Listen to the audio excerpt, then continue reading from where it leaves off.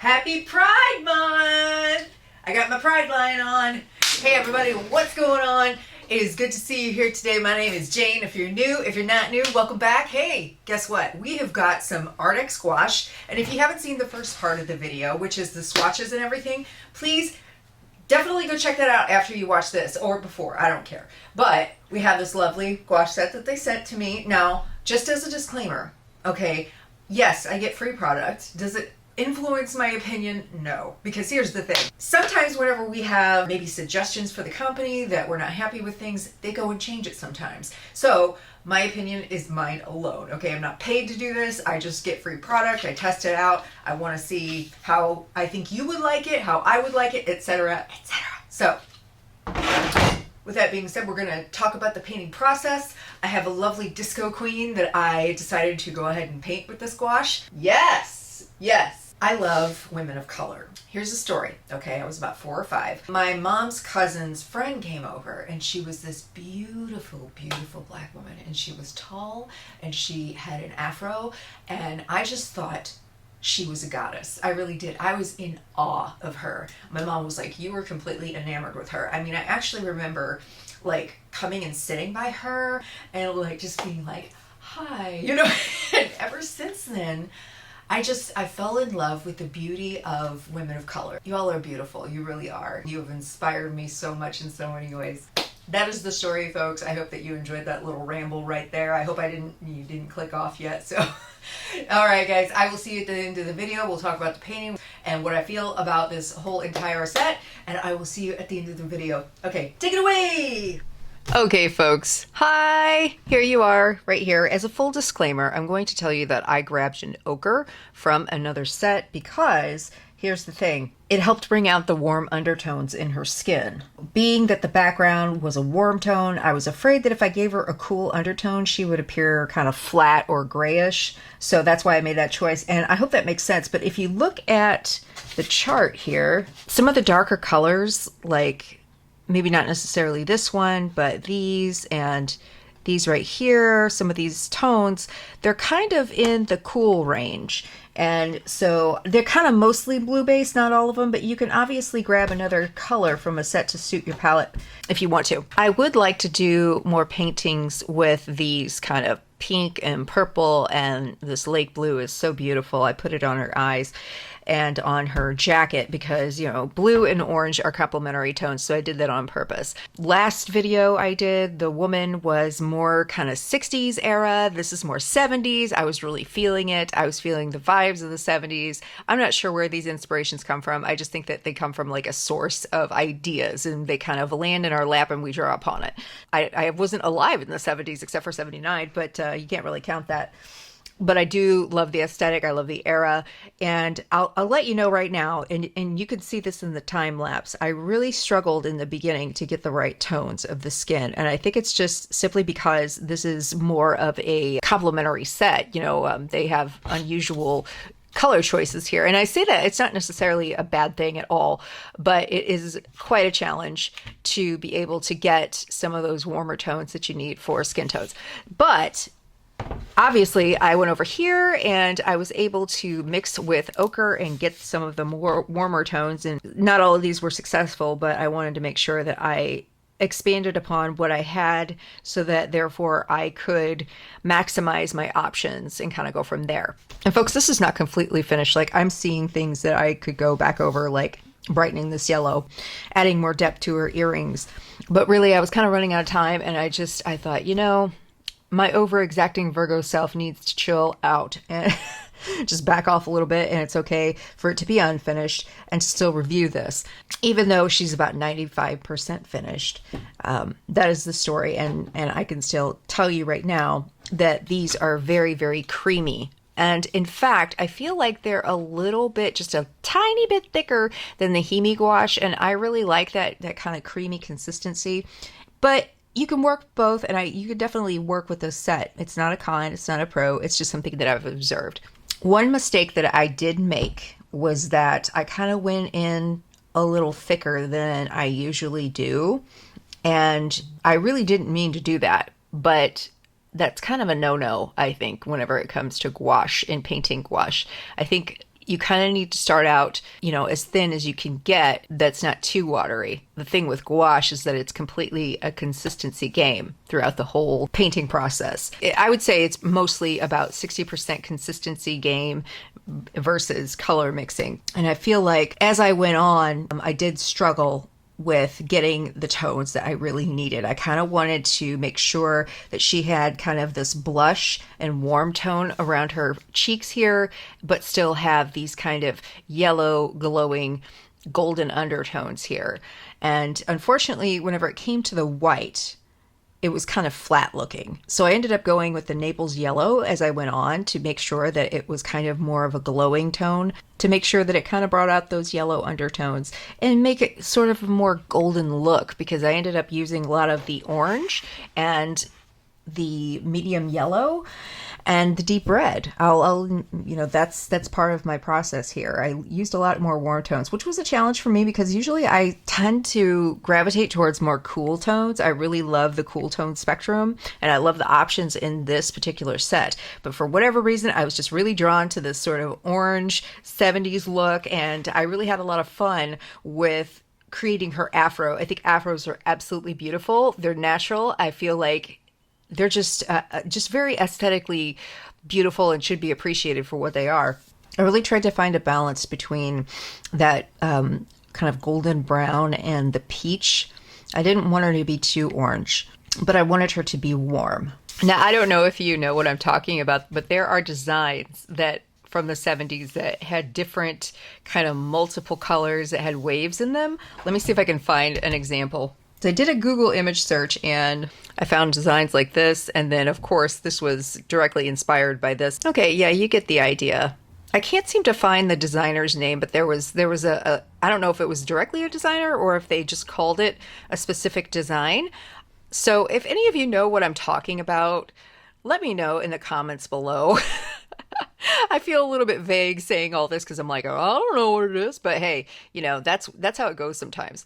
I definitely got into a little bit of a rut there with the skin tones, and I kind of backed off and thought, okay, you know, you're kind of at that point where it's like it could go really well and come together, or it could really turn into a disaster. But I wasn't in the right mindset because I was frustrated. So I backed off of the skin tones and I started to work on the eyes. And then I started to work on some of her makeup and lips. And I kind of just bounced around a little bit because I thought, well, I didn't want to get caught up on one specific part of her face. I wanted to make sure that I was looking at things objectively to make sure that they came together nice and balanced. And I really love the makeup from the 70s. And I just kind of added in these little dots there at the end because even though I don't think that was necessarily the look, a lot of heavy mascara was used and a lot of bright colors, especially blue, were very prominent in the 70s for eye makeup. But she had almond shaped eyes and I wanted to make sure that they looked almost Egyptian-like, and I really enjoyed doing that because I feel like the blue really, really works well with the warm skin tones. And with her lips, I didn't really have a specific color that I was necessarily going for. At first, it was a little bit more pink, and then it turned a little bit more peachy and then red, and it just kind of fell into place that way. And with her afro, I started with mostly red tones, kind of ruby red tones, and built in the darker tones with umber and some orange and medium yellow. I would like to make a note to the company that, and this kind of goes with all gouache sets, but it would be really nice if, you know, these palettes that kind of snap in here were either a white color or a gray color, because then we could actually see the true tones. I ended up using a butcher palette mostly, and I did use this whenever I was kind of running out of room on the butcher palette, and I would go and then just kind of wash everything. And I used 2 butcher palettes and this. I don't like having to stop painting and wiping off and washing off my palette too much. So something like this is great for a secondary palette because I really am kind of a sloppy painter and I'm not gracious with anything. And I'm just like, let's just go in and just do it and mix. And it gets a little messy. I'm very, very messy. And so I like to make sure that my tones are correct. So I like to either have like a white background or a gray background whenever it comes to gouache or oil painting or anything like that. So It would be nice if I do like the color select. Like I love the actual color itself of the packaging, but it would just be nice to have this particular part as gray or white. That's just something I would like to suggest to the company. I think it would help with making sure that we know what color we're getting. And it is interesting how if you kind of arrange your gouache the way that you want it in the actual layout in the color palette, it can actually give you more ideas. I felt like I understood this particular set better once I arranged the colors the way that I wanted them to be arranged. And I kind of separated the warm from the cool, and I talked about that in the swatch video. As far as the paint themselves go, I think that this is exceptionally blendable, and I didn't find any of the colors to be chalky. The only thing is that with the warmer colors, with some of the whites, I think the titanium white especially has kind of a blue undertone, and it falls a little flat, but it depends on what you're working with too. I think this is that's not necessarily the paint. I feel like this is how it was for me in this setting with the warmth, and the lighter tones had to be more on the yellow side. So that's why I used the Naples yellow instead of the white, because the white was just kind of falling flat. And it did work with her eyes, of course, and with her eyeshadow, but with her skin itself, you know, that really kind of, it was a little disappointing, but it worked really well with the Naples yellow. And I even think that I could be working on this a little bit more afterwards and going back over. But I think it took me a while to get the layers to build up to the consistency that I wanted in the opacity. Now, I also feel that some of that was my painting process. I feel like I was rushing myself at some point, and I was kind of lifting other layers. I had to kind of stop and withdraw back. Now, that is not necessarily the paint, okay? It could have been, but I was in the zone, and I wasn't paying attention all the time to like making sure that the layers were thicker. It did take more layers for me to get there, but I think that's sometimes with gouache, I think it's your own personal painting process and your painting methods that can get in your own way. Because this is a fantastic product. It's not a bad product at all. You get a lot of value for your money. I did end up using a lot of these colors. I really did over here. Now, like I said, I'm a messy painter, so you might be good for a lot. Like if you work smaller, I think you'll be able to get several paintings out of this, maybe 10 or 20. But me, I like to work at least by like 8 by 10 or 9 by 12. So that's just my personal preference. So I'm obviously not going to get as much paint out, like as many paintings out of this set. But for what you get, you can always buy like a backup too, because I actually have a backup of this palette. And so I really appreciate the fact that they are so affordable. You know, paintings are a lot like songs, okay? I'm not a songwriter, I'm not a musician, I play guitar, but I don't produce music or anything like that. But I've always been obsessed with music, and I've always been obsessed with the creative process. So whenever I hear about musicians talking about how songs come together and how I relate it back to my art and what my creative process is. There's a point where a painting or a song starts to come together, and then your critical mind sometimes jumps in and says, well, you know, is this as good as you think it is? You know, or you start to kind of nitpick things, and you kind of have to like push that out and allow things to flow back in. If you allow your critical mind to take over completely, that is complete resistance to what you could be allowing to flow in and to allow to come together. When I started to work on the background, then I saw the vision of it kind of come together. I'll be honest, there was a point in this creative process with this painting that I thought about giving up and starting over.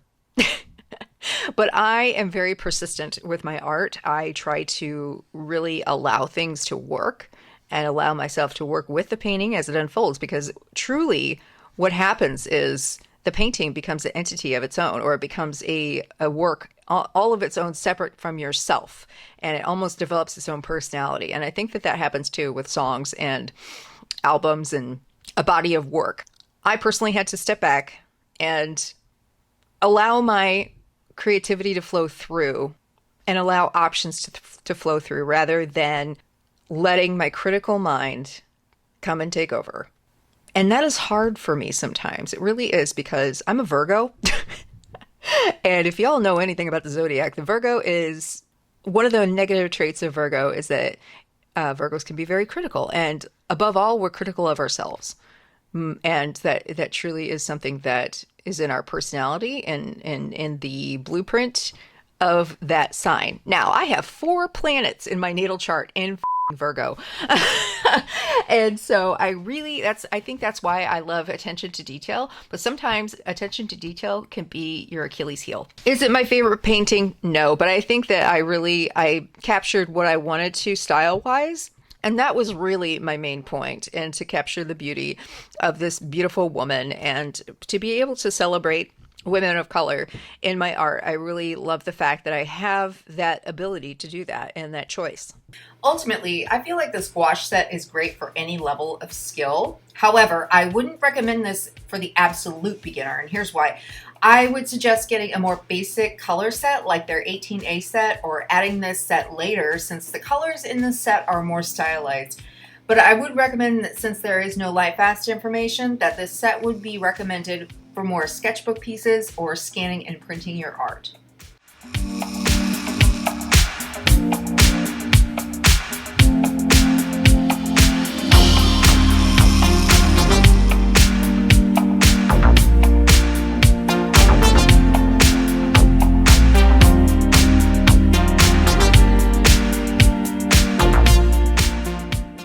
And that is that, folks. I hope that you enjoyed this video. I hope that you subscribe and I get to see you again, because I love connecting with you guys and I love hearing your opinions and everything. I really do. And, you know, I would like to include more videos on the creative process itself. I've been really inspired to think about how I approach these videos and how I approach my art. And I want to ask you guys what your creative approach is. Like, do you start out with like one thing that inspires you, maybe a song, a movie, or a visual, somebody else's art, and where it goes from there? So comment below, okay? I'll see you guys next time. Keep creating and stay inspired, everybody. Stay safe. I'll see you later. We wouldn't have a true Jane Bush video if we didn't have some bloopers, some mess ups, because I am not scripted, folks.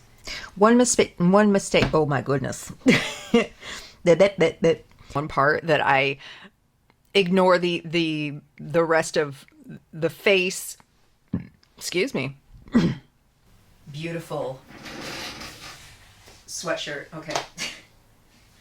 We're going to take a look at the painting, and I'm going to tell you more about what I feel are the pluses with this particular. Oh my God. Good Lord, Jane, get it together. Subscribe for more content. Push the notification bells on just to make sure that YouTube does the right thing and shows you up in my algorithm. So the story behind this hoodie is that I was at a thrift store, okay? And I had gathered a few things, and because the dressing rooms were closed, they had a big mirror and you could just stand in front of the mirror and hold things up. So I held some things up and I was kind of like, you know, and I turned around and I saw this just hanging kind of out of nowhere. It was next to like the purses or something next to the mirror. And I was like, oh my God, get in my cart, because I love how bright it is. Obviously, you know, I love bright stuff. And it just spoke to me. I love lions. I'm very much into the feline energy. And yeah, I was like, get in my cart, because it was only $7. So win-win.